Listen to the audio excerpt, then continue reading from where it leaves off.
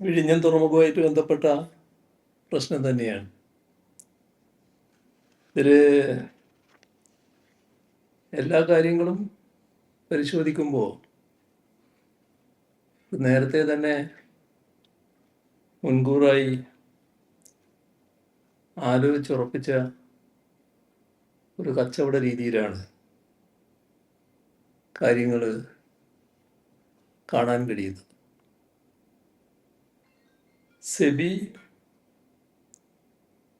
Listing of obligations and disclosure requirements 2015 പ്രകാരം ഓഹരി കൈമാറ്റം സുതാര്യമായിരിക്കണമെന്നും ഇത് സംബന്ധിച്ച എല്ലാ കാര്യങ്ങളും സ്റ്റോക്ക് എക്സ്ചേഞ്ച് അധികാരികളെ അറിയിക്കണമെന്നുമാണ് വ്യവസ്ഥ ചെയ്തിട്ടുള്ളത്. എന്നാൽ വസ്തുത പരിശോധിച്ചാൽ ഈ സെബി അധികാരികൾക്ക് മുൻപാകെയും കാര്യങ്ങൾ സുതാര്യമായി അറിയിച്ചിട്ടില്ല. ഇത്തരമൊരു സാഹചര്യത്തിൽ ഇതിൽ ഉയർന്നു വന്നിട്ടുള്ള കരാർ ലംഘനവുമായി ബന്ധപ്പെട്ട വിഷയങ്ങളും അതോടൊപ്പം തന്നെ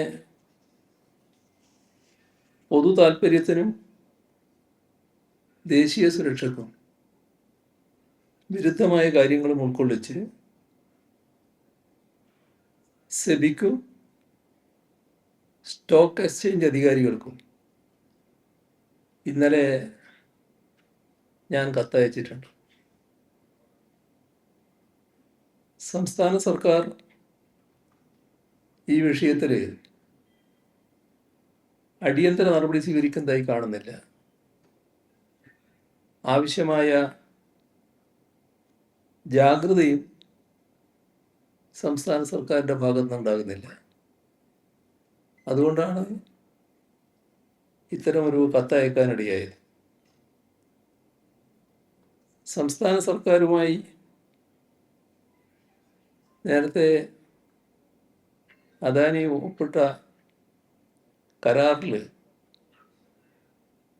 ക്ലോസ് 5.3.1 പ്രകാരം ഉടമസ്ഥാവകാശം മാറുന്നതിന് സർക്കാരിൻ്റെ മുൻകൂർ അനുമതി വേണമെന്ന് വ്യവസ്ഥ ചെയ്തിട്ടുണ്ട്. ഓഹരി കൈമാറുന്ന കാര്യത്തിലും സമാനമായ നിയന്ത്രണമുണ്ട്. ഒറ്റക്കോ കൂട്ടായോ 25% മുകളിൽ ആർക്കെങ്കിലും ഓഹരി കൈമാറുന്നതിനും മുൻകൂർ അനുമതി ആവശ്യമാണ്. അദാനി ഗ്രൂപ്പിന് ഉടമസ്ഥാവകാശം മൊത്തത്തിലോ ഓഹരി കൈമാറ്റത്തിലോ സംസ്ഥാന സർക്കാരിൻ്റെ മുൻകൂർ അനുമതി ഇല്ലാതെ കഴിയില്ല. ഇതാണ് ക്ലോസ് 5.3 വ്യക്തമാക്കിയിട്ടുള്ളത്. എന്നാൽ സെബിയെ ഓഹരി കൈമാറ്റം സംബന്ധിച്ച കരാർ ഏർപ്പെട്ടതായി അറിയിക്കുന്നുണ്ട്. പക്ഷേ ആ ഘട്ടത്തിൽ സംസ്ഥാന സർക്കാരിനെ അറിയിച്ചിട്ടില്ല. സംസ്ഥാന സർക്കാരിൻ്റെ മുൻകൂർ അനുമതി തേടുക എന്നത് കേവലമായൊരു സാങ്കേതികതയല്ല. ഇത്തരമൊരു കൈമാറ്റത്തിൻ്റെ ആവശ്യകത പരിശോധിക്കാൻ സംസ്ഥാന സർക്കാരിന് അവകാശമുണ്ട്. ഇതൊക്കെ ലംഘിച്ചാണ് അദാനി ഗ്രൂപ്പ് മുന്നോട്ട് പോകുന്നത്.